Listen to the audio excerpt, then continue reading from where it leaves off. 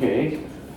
자, 328에 가보면은 일단 제2조 정의가 나오는데 요거는 학습 목표는 아니나 우리가 좀 봐줘야 될 부분이 있습니다. 왜냐하면 오늘 하는 부분과 굉장히 연관이 많이 되어 있기 때문에 그렇습니다. 제2조 표시 하나 해주고 그 다음에 329페이지에 제3조 하나 해주고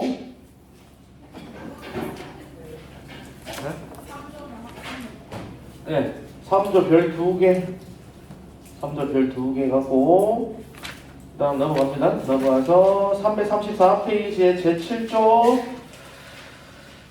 별 3개 하시고 밑에 칙 제6조 별 3개 하시고 그 다음에 335페이지에 제8조 혈액 등의 안정성확보 별 4개 하시고 그 다음에 다음 페이지 336에 가서 0 제6조 중간에 있습니다. 별 2개 그 다음에 그 밑에 칙 제8조 별 2개 해놓고 칙 제8조 별 3개 하자. 별 3개 별 3개 그 다음에 337페이지에 아래쪽 11조에 4 그 다음 넘어가서 340페이지 제10조 그 다음에 칙 제13조 아래쪽에 10조의 2 특정 수혈부작용, 치열부작용, 보상 별 3개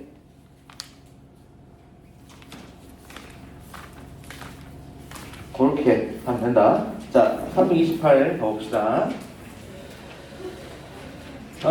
우리가 이제 3시간 남았네. 요거 빼고 맞죠? 진짜 빨리 달려왔다, 그치? 너무 빨리 달려왔냐? 아유, 나도 힘들다.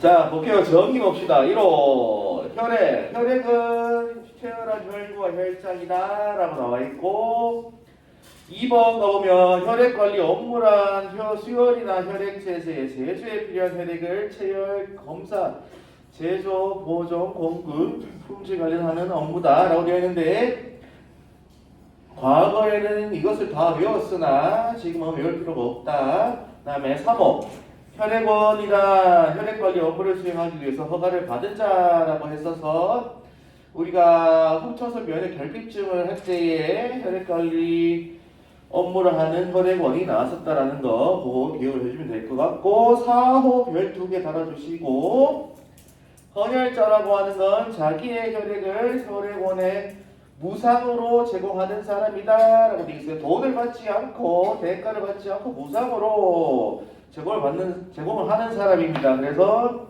무상에다가 동그라미 해주시고 그 4호 앞에다가 페이지 329 제3조라고 적어 놓으시면 돼요. 페이지 329 제3조 그러면 우리가 페이지 329 제3조로 가보면 되겠죠. 혈액 매매 행위 등의 금지, 누구든지 금전, 재산상의 이익, 대가적 급부를 받거나 받기로 하고 자신의 혈액을 제공하거나 제공할 것을 약속해서는 안 된다. 그 안에 뭐도 포함이 됩니까?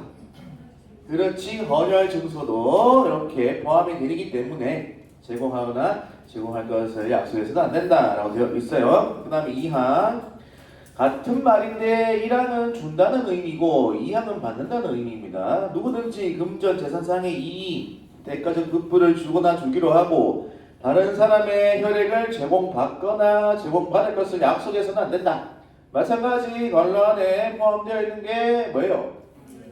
맞습니다. 헌혈 증서입니다. 3항 누구든지 1항, 2항에 위반되는 행위를 교사, 방조, 알선해서는 안 된다.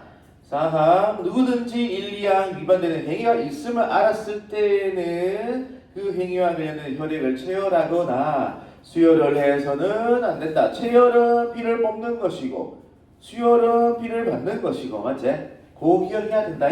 나중에 헷갈릴 수도 있기 때문에 채취하는 것, 체열은 혈액을 채취하는 것, 수혈은 피를 받는 것라고 기억을 해주면 되겠다. 그러면은 지금 돈을 주고 우리가 받거나 뭐 할 수는 없다. 일단 그치? 그러면 무상으로는 주는 거 괜찮아? 안 괜찮아?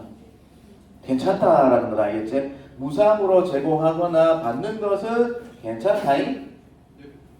단지 금전적인 게 들어와 버리면 안 된다라는 거다. 그거도 하나 적어놓고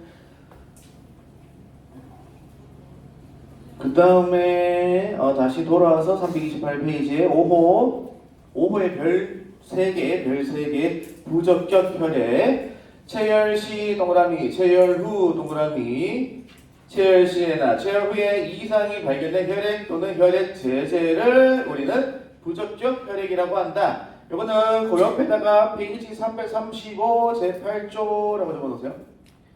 페이지 335 제8조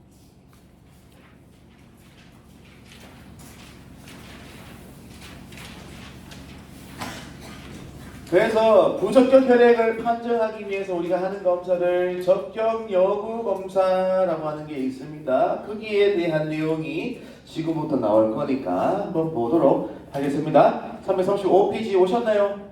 오케이, 제8조 가볼게요. 가보면 혈액 등의 안전성 확보라고 되어 있습니다. 혈액원 동그라미, 혈액원은 다음의 방법으로 혈액 및 혈액 제제의 적정 여부를 검사하고 그 결과를 확인해야 된다라고 되어 있습니다.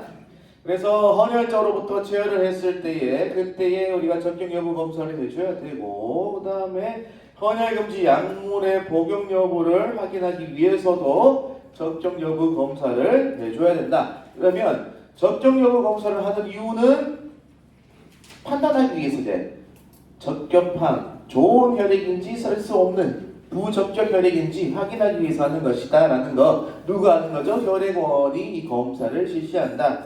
336페이지 가보면 2항 별표 하나 쳐놓을게요. 혈액원 등 혈액관리 업무를 하는 자, 이 사람을 혈액원 등이라고 하는데 혈액원에다가 동그라미 해주면 됩니다. 그냥 혈액원은 검사 결과 부적격 혈액을 발견했을 때에는 어떻게 해줘라. 자, 폐기 처분해라. 별표 폐기 처분해라. 그리고 보건복지부 장관에게 보고해라. 보건복지부 장관에 보고한다. 별표. 그러면 이 검사를 적정 여부 검사를 하고 난 다음에 부적격으로 판단이 되었을 때는 어떻게 처리하는가 물어보거든. 어떻게 처리하면 돼? 폐기 처분하고 누구한테 보고하면 된다? 보건복지부 장관한테 보고하면 된다. 그 다음에 다만 부적격 혈액을 예방접종약의 원료로 사용하는 등 대통령령으로 정하는 경우에는 그러지 않는다. 거기에 대한 내용의 별표를 하나 또 쳐놓고 0제6조로 내려가시면 됩니다. 아래쪽에 0제6조로 쭉 내려가서 화살표 쳐두시면 됩니다. 우리가 부적격 혈액을 사람한테 쓰지 않을 때에는 폐기 처분을 하지 않아도 됩니다. 당연한 얘기 아니겠습니까? 아까우니까, 그지? 그래서 밑에 가보면 예방접종약의 원료로 사용될 때에는 폐기 처분을 하지 않아도 된다. 원료의 동그라미.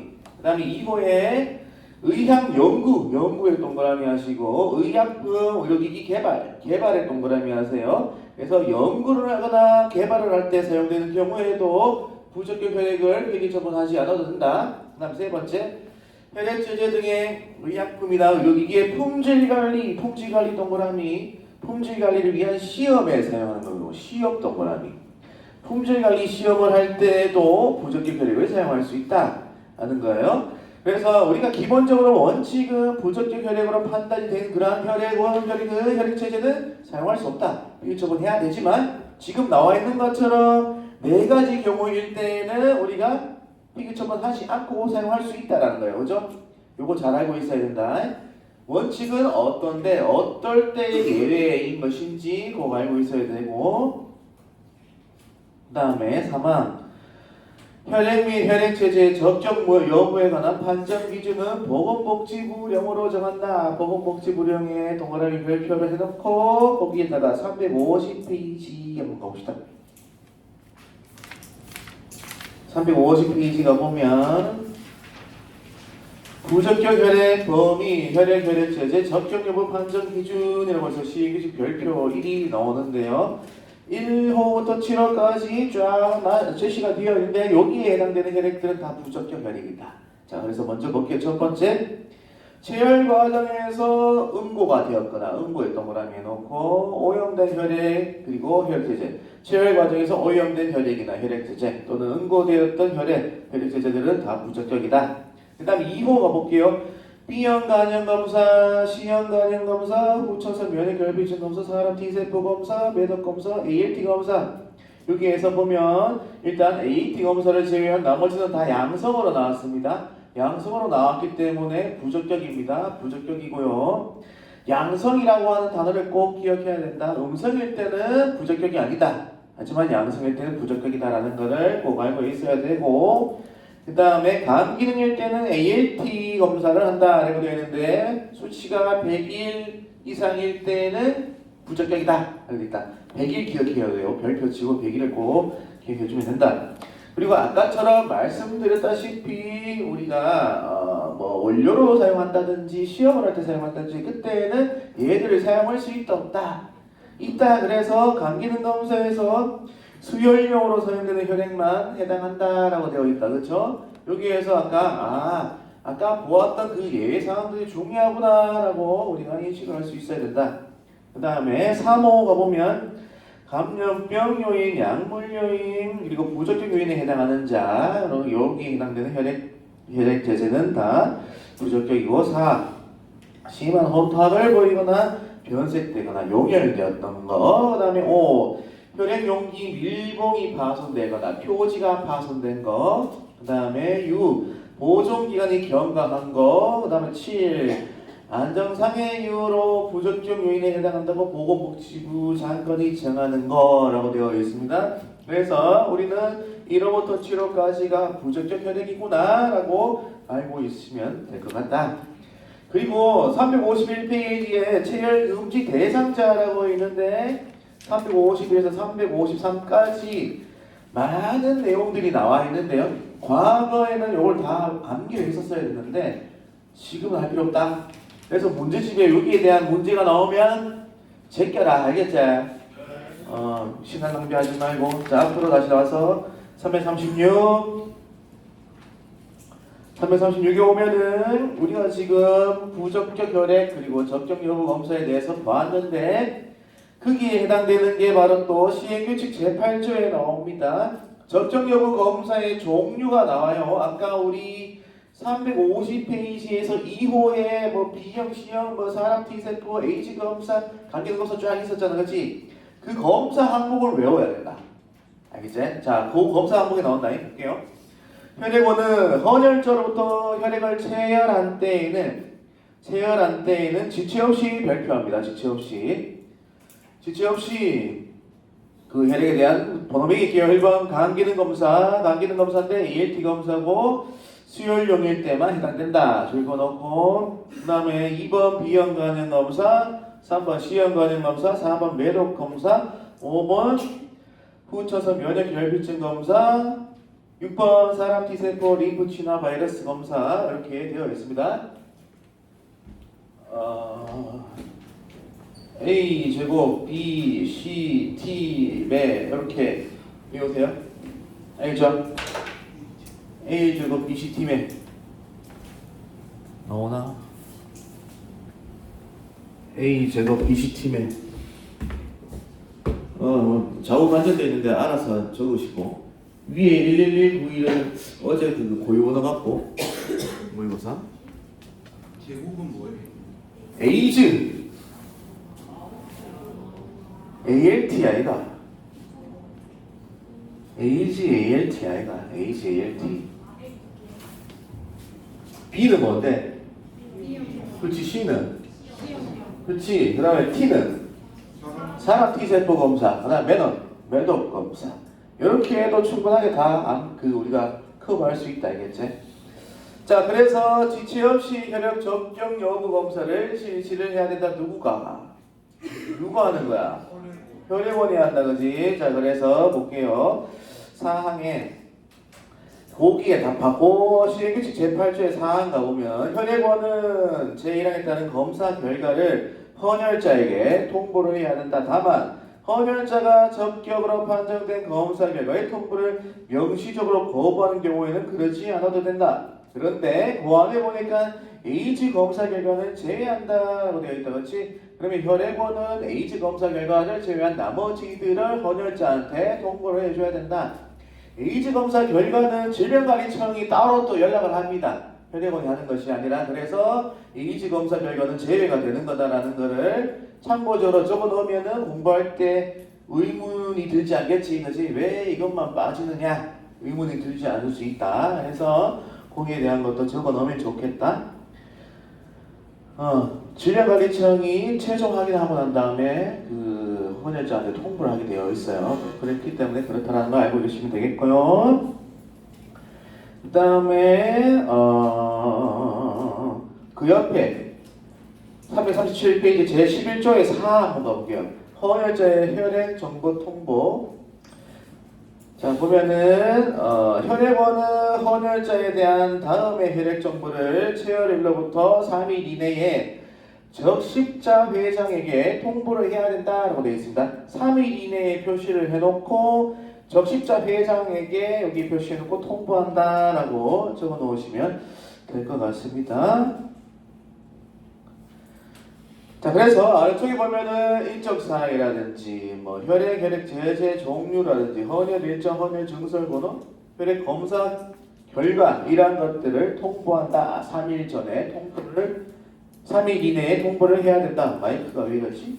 그래서 혈액원은 3일 이내에 대한적십자사한테 통보를 해야 되고 또 누구한테 통보를 해야 돼?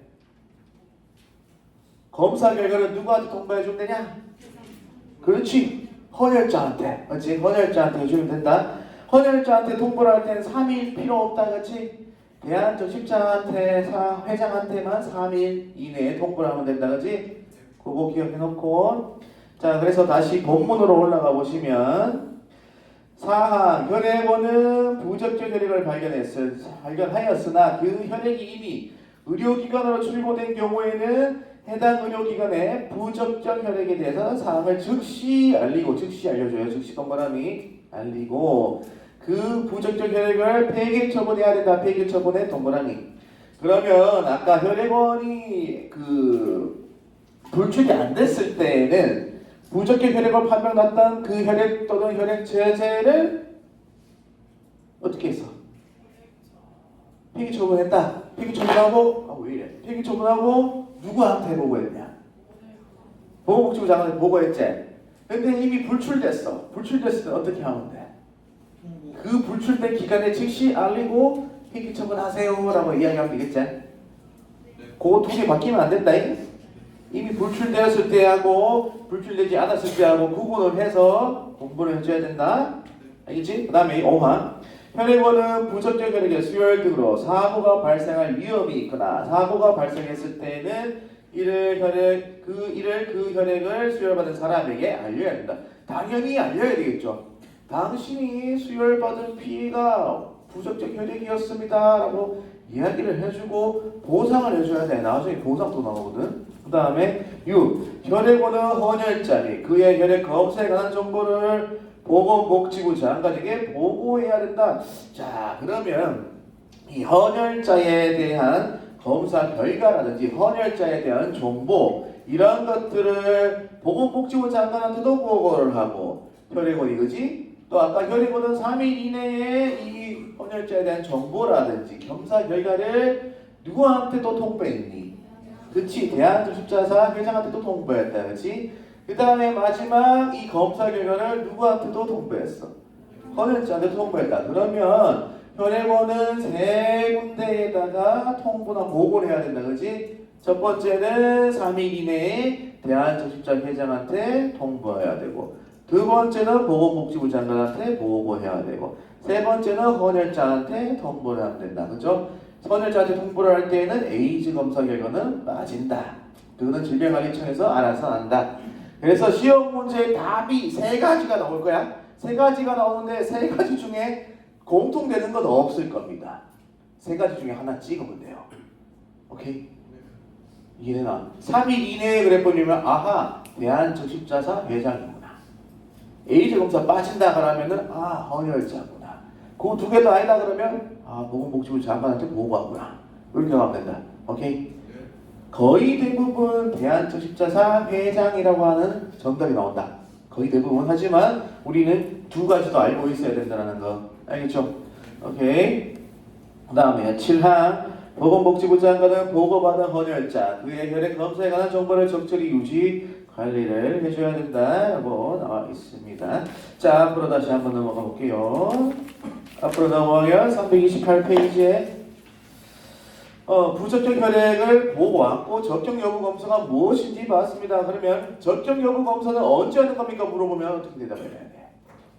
체열을 한 때입니다. 그죠? 체열을 한 때니까 체열을 할 때 그리고 하고 난 다음에 이 두 가지가 다 포함됩니다. 그래서 체열 시, 체열 후라고 하는 여기에다가 동그라미를 친 거예요.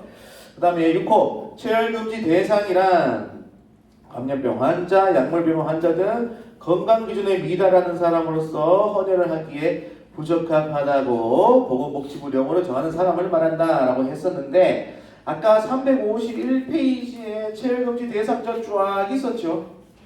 옛날에는 이거를 다 외웠었다. 근데 지금은 외우지 않아도 된다. 여러분들은 행운아인 것 같다. 그죠? 외우지 않아도 된다. 그래서 여기와 관련된 문제가 있다면은 그냥 패스해라. 패스해도 된다. 마이크 안 된다. 배터리가 없는가 봐.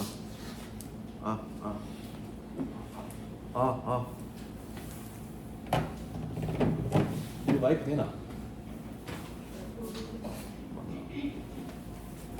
잠깐 정지. 자, 그래서 7호 가보면 특정 수열 부작용이란 나오지요. 별을 하나 달아 넣으시고 특정 수열 부작용이 뭐냐? 수열한 혈액 체제로 인해서 발생한 부작용이다라고 나와 있는데 특정 수열 부작용이라고 하는 거는 329페이지에 시행규칙 제3조에 가보시면 위쪽에 특정 수열 부작용이라고 하는 게 5가지가 나오지요. 자, 첫 번째 사망, 두 번째 장애, 세 번째 입원 치료 요하는 부작용, 네 번째 바이러스성 감염 질환, 다섯 번째에 의료기관의 장이 사망에서부터 바이러스성 감염 질병과 유사하다고 판단하는 부작용이라고 5가지가 있는데 특정 수열 부작용은 요 5가지가 있다라는 거를 알고만 있어라. 알겠지? 외우지는 말고 알고만 있어라. 이런 것들이 특정 수열 부작용이구나. 나를 못 믿겠으면 외워도 된다. 오케이, 나를 외워도 된다. 이거를 외워버려라. 그래서 특정 수열 부작용이라고 하는 것은 수혈을 받은 다음에 나타날 수 있는 이와 관련된 5가지의 부작용이다라는 것을 명심을 하고 계시면 되겠고 340페이지에 10조로 보면 돼요. 340페이지에 10조 특정 수열 부작용이 나타났을 때에 어떤 조치를 해줘야 되느냐라는 게 있습니다. 자, 먼저 의료기관의 작은 특정 수열 부작용이 발생한 경우에는 한 조에 가서 시도지사에게 신고해라. 시도지사 동그라미, 신고 동그라미, 별표. 의료기관의 작은 시도지사에게 신고를 해라라고 되어 있고요. 그 다음에 2항에 보면 시도지사는 특정 수열 부작용의 발생 신고를 받을 때는 이를 보건복지부 장관에게 통보해야 된다. 보건복지부 장관 동그라미 통보 동그라미 별표. 그 다음에 3항 보건복지부 장관은 특정 수열 부작용의 발생 신고를 통보받으면 그 발생 원인의 파악을 위해서 실태조사를 해야 된다. 실태조사 동그라미 별표. 자, 실태조사를 한다라고 했을 때 보건복지부 장관이 한다라고 했을 때 의료기관의 장과 혈액원은 협조를 해줘야 된다라는 게 있습니다. 자, 우리가 지금 의료기관의 장은 시도지사한테, 시도지사는 보건복지부 장관한테, 보건복지부 장관은 그래서 실태조사를 하라라고 했는데 의료기관의 장하고 시도지사 그 사이에는 한 명이 더 들어옵니다. 이게 이제 함정인데요. 밑에 시행규칙을 가볼게요. 시행규칙. 의료기관의 장은 동그라미 하시고 의료기관의 장은 특정 수열 부작용이 발생한 사실을 확인한 날로부터 15일 이내에 가로 열고 가로 닫으세요. 15일 이내에 해당 소재지의 보건소장을 거쳐 보건소장의 동그라미 보건소장을 거쳐 옆으로 쭉 가서 시도지사 동그라미에게 특정 수혈 부작용이 발생한 사실을 신고해야 된다라고 되어 있습니다. 자, 특정 수혈 부작용이 발생을 했다. 의료기관의장은 며칠 이내에 누구? 보건소장을 거쳐서 시도지사한테 보고를 해야 된다라고 했어요. 보건소장을 거친다고 하는 말은 뭐냐면 보건소에 가면은 우리가 신고하는 서류가 있는데 그 서류 아래쪽에 시도지사 기화라고 하는 서류가 있어요. 그래서 보건소장을 거친다라고 하는 말이 여기 나와 있는 겁니다. 오케이? 그래서 의료기관의장은 보건소에 가서 보건소를 거쳐서 이제 시도지사한테 우리가 신고를 하게 된다라는 거예요. 그래서 보건소장을 거쳐 시도지사한테 신고를 한다라고 되어 있습니다. 다만 사망을 했을 때는 어떻게 하라고 되어 있냐? 그렇지, 지체 없이 별표. 사망은 지체 없이 신고해야 된다. 일반적으로 사망을 제외한 아까 특정 수혈 부작용 윤지야 사망 말고 다른 거 여러 가지 있었잖아, 맞지? 장애도 있었고 여러 가지 있었다, 그렇지? 아까 보고 왔었잖아. 시행규칙 3조에 329페이지 장애, 뭐 입원 치료 요하는 거, 바이러스성 감염 질환 맞잖아, 그렇지? 이러한 것들이 있을 때는 15일 이내에 신고를 하면 되지만 사망을 했을 때는 지체 없이 신고를 해줘라 하는 거였다. 그 다음에 이 시도지사는 매월 말일을 기준으로 특정 수혈 부작용 발생 현황 보고서를 작성을 해서 다음날 10일까지 보건복지부 장관에게 제출을 해야 된다라고 나와 있습니다. 그런데 이것도 마찬가지 사망을 했을 때는 지체 없이 해라 했습니다. 별표 지체 없이.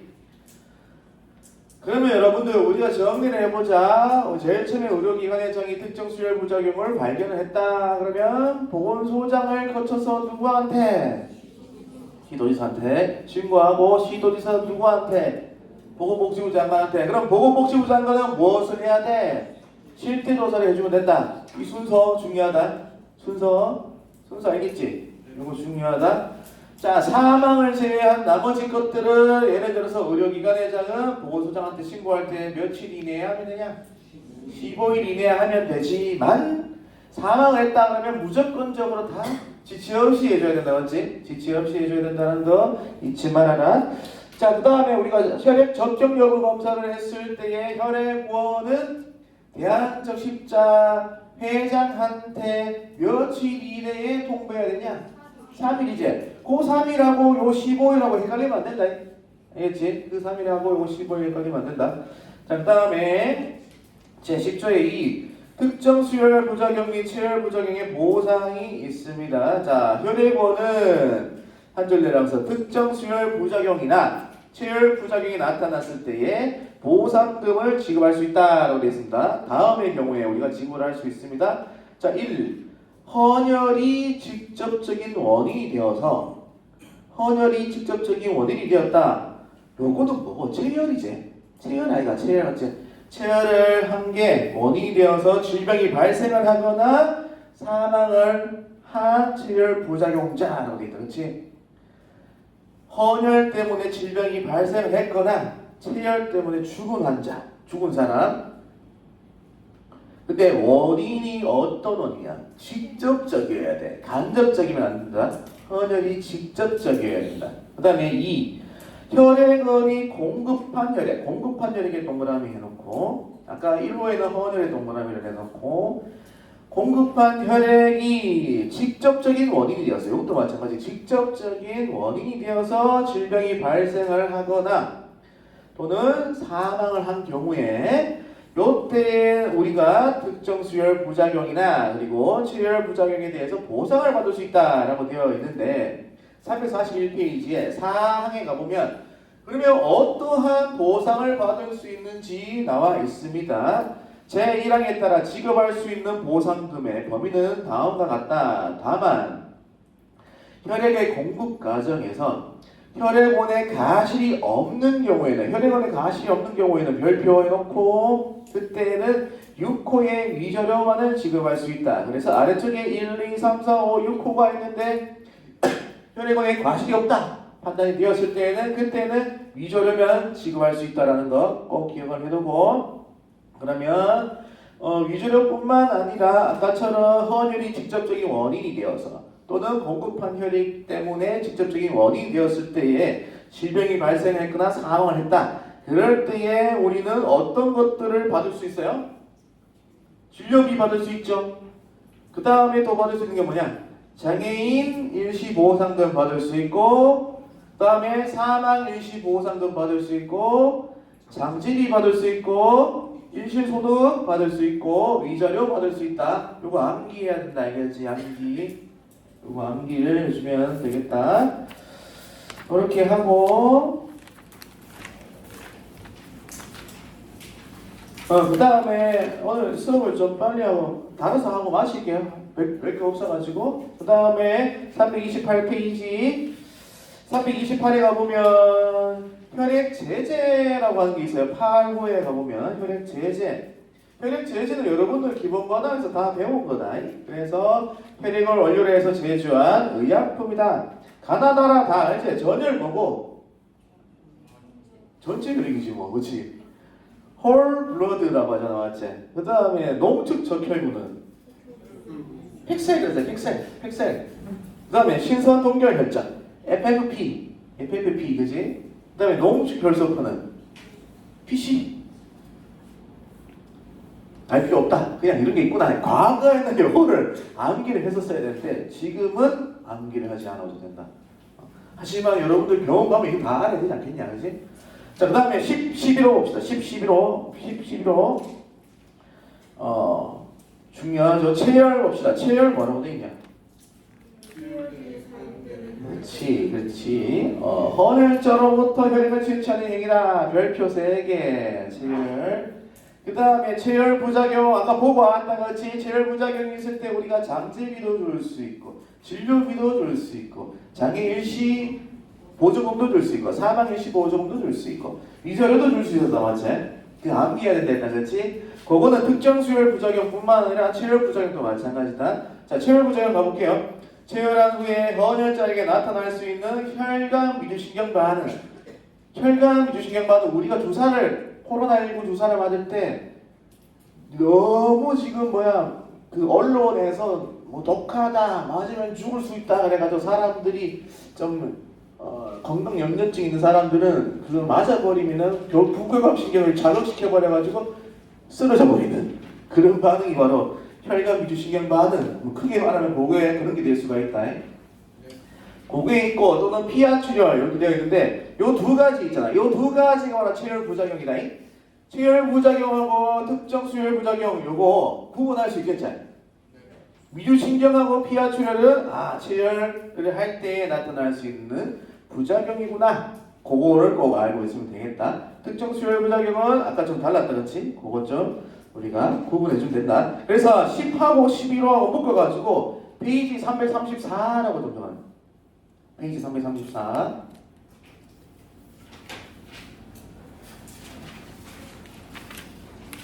우리가 7조 요거 한쪽 반 정도만 하면 이번 시간은 끝나게 될 것 같은데 한번 보자.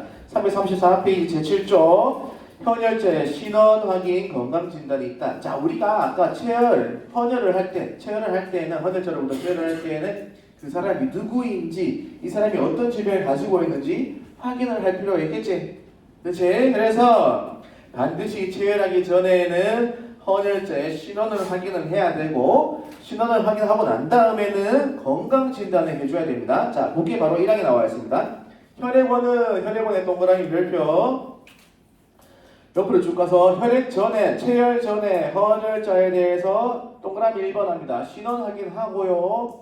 그 다음에 동그라미 2번 건강 진단을 해야 됩니다.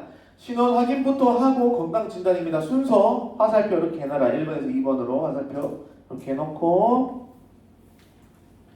그리고 2항 혈액원은 감염병 환자 건강 기준에 미달하는 사람으로부터 체열을 해서는 안 된다라고 되어 있고 당연한 말이 되겠고, 그 다음에 3항 혈액원은 신원이 확실하지 않거나 신원 확인에 필요한 요구를 따르지 않는 사람으로부터 체열을 해서도 안 된다라고 나와 있습니다. 시험 문제 나오면 요거 맞출 수 있겠지? 2항 3항 그치? 틀리면 안 된다잉. 쉽잖아. 그 다음에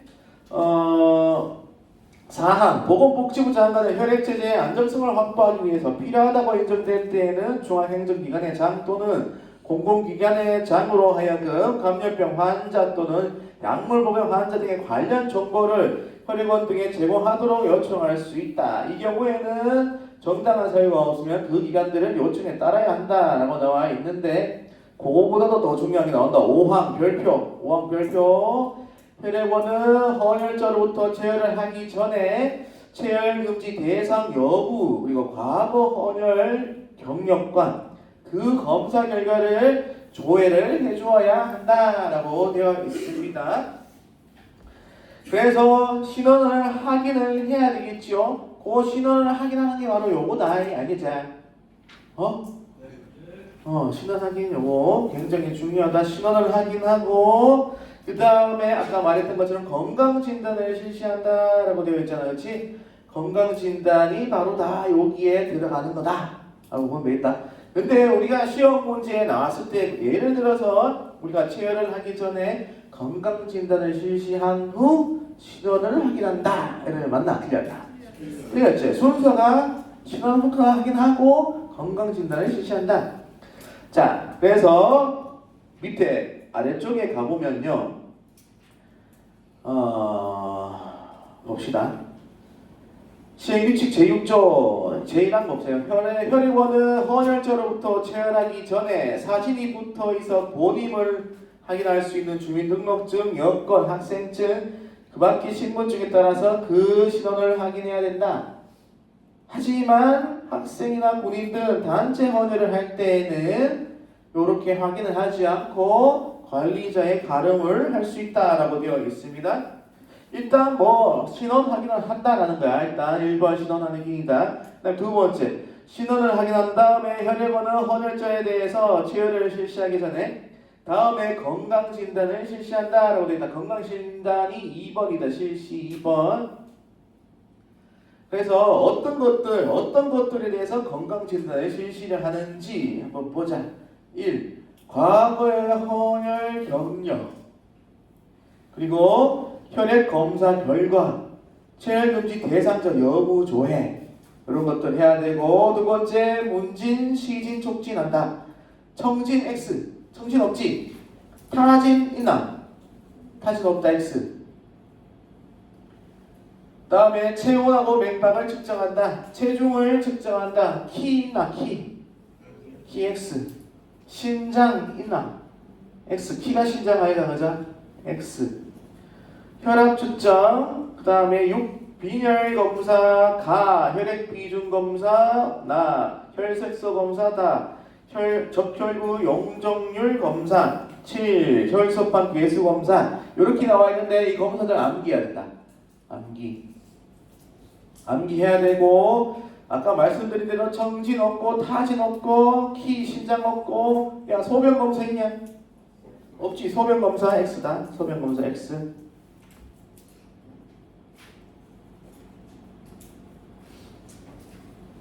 자, 그 다음에 밑에 혈액원 가볼게요. 혈액원은 조회를 하려고 할 때는 이 조회는 신원조회입니다. 신원조회 앞에 신원자 전화라. 신원조회를 할 때는 옆으로 가서 신청서를 누구한테 제출해라? 대한적십자사 회장한테 제출해라. 아까 혈액원 같은 경우에는 지금 제혈을 하기 전에 신원 확인을 할 때에도 대한적십자사 회장한테 신청서를 이렇게 제출해야 되고 아까 또 뭐 있었노?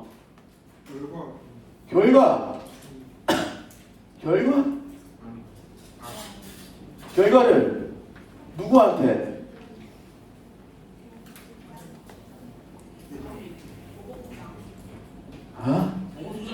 보고 야씨 누구야?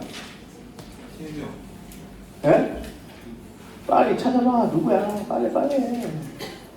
유도현은 옳게 말해놓고 헷갈리난다 또. 보건복지부 장관 말하고 그것도 해야 되는데 내가 지금 원하고 있는 건 지금 대한적십자사 회장이 나왔기 때문에 아까도 나왔었던 게 있었잖아. 3일 이내에 누구한테 통보하면 돼? 무엇을 통보하냐?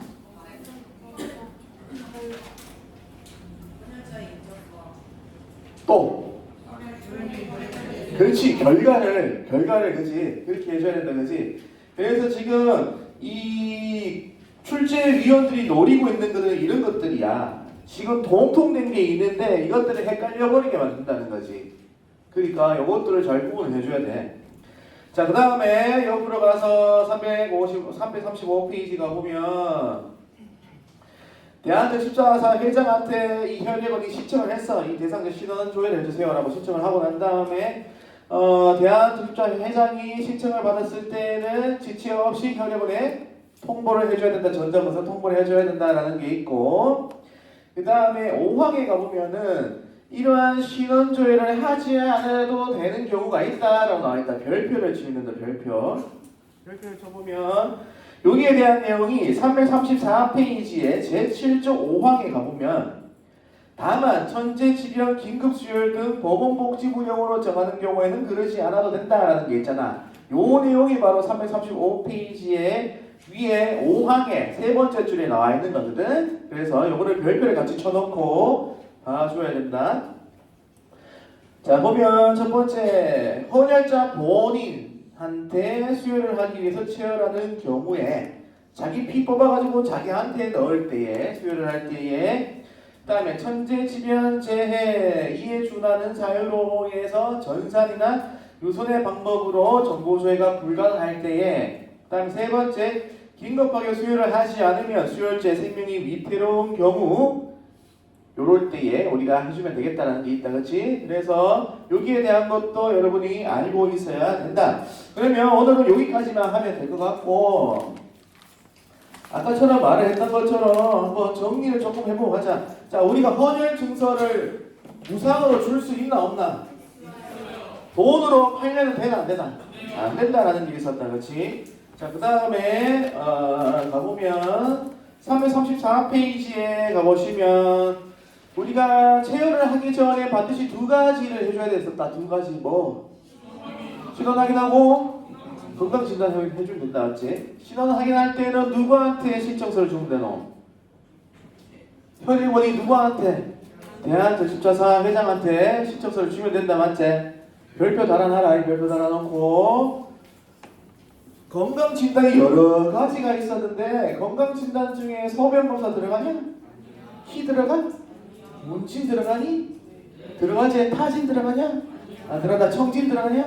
안 들어간다. 그런 것들 얇게 이렇게 문제를 출제해서 낸다는 사람들이. 그래서 그런 걸 좀 봐주면 되겠고, 우리가 혈액의 안정성을 확보하기 위해서 적정 여부 검사를 실시하는데 그때에 부적정 혈액으로 판단이 되었고 불출이 아직 안 되었다 라고 했을 때는 우리가 어떻게 해주면 돼? 필기처분하고 보건복지부장한테 보고를 해주면 된다. 맞지? 그런 게 있었고, 그 다음에 부적정 혈액임을 알아버렸어. 불출되고 난 다음에 그럴 때는 어떻게 하면 되나?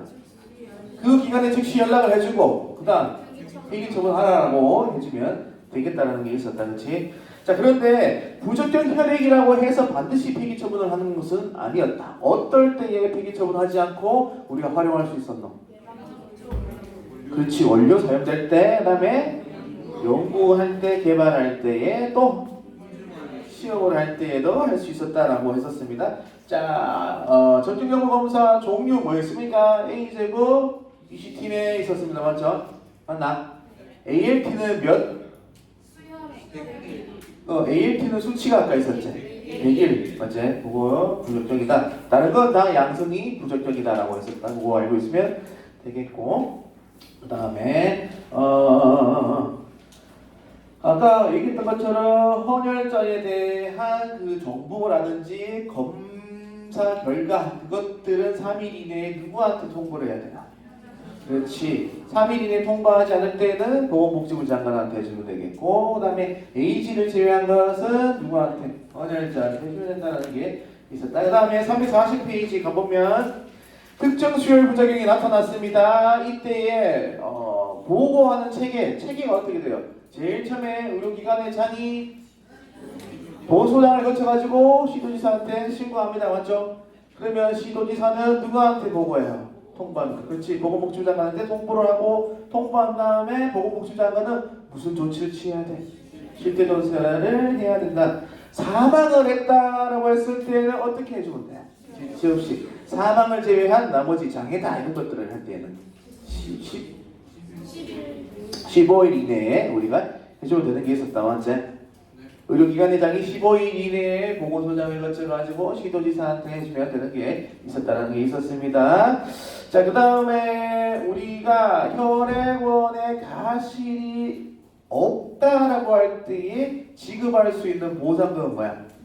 위자료. 만약에 혈액원에 과실이 있다라고 판단이 됐을 때 지급할 수 있는 거 뭐가 있어?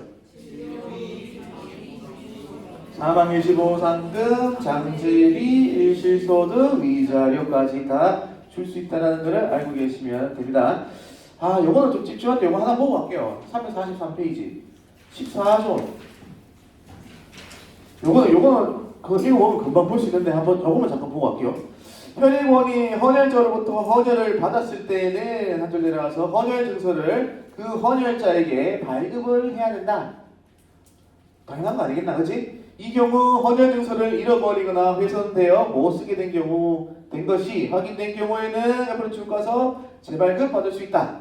그리고 2항에 헌혈 증서는 휴대전화에 의한 문자, 메시지, 전자우편 등의 수단으로 제공할 수 있다 라고 되어 있고, 그 다음에 사망 헌혈자 또는 그 헌혈자의 헌혈 증서를 양도받은 사람은 의료기관에 그 헌혈 증서를 제출하면 무상으로 혈액 제제를 수혈받을 수 있다. 다만 재발급되어서 유효하지 않게 된 헌혈 증서를 사용한 경우 혈액 제제의 수혈 비용은 수혈자가 부담을 해야 된다. 재발급을 받으면 기존에 가지고 있던 것은 없어져 버리고 재발급을 받은 그 헌혈 증서 그것만 쓸 수 있다라는 거다, 그죠? 그렇지? 그래서 재발급을 받은 다음에 원래 가지고 있던 그 헌혈 증서를 가지고 내가 무료로 제공받을 수 있다라고 하는 내용이 나오면 틀린 거다. 그거를 알려주기 위해서 이렇게 간 거야. 알겠지? 재발급 받게 되면 새로 발급받은 개만 효과가 있는 것이고 그 전에 거는 효과가 없는 것이기 때문에 돈을 주고 맞아야 된다. 오케이? 그건 알고 있어야 된다. 오케이, 그럼 오늘 여기까지 하면 되겠고 수고하셨고 다음 시간에 마약 하도록 하겠습니다. 네, 수고하셨습니다.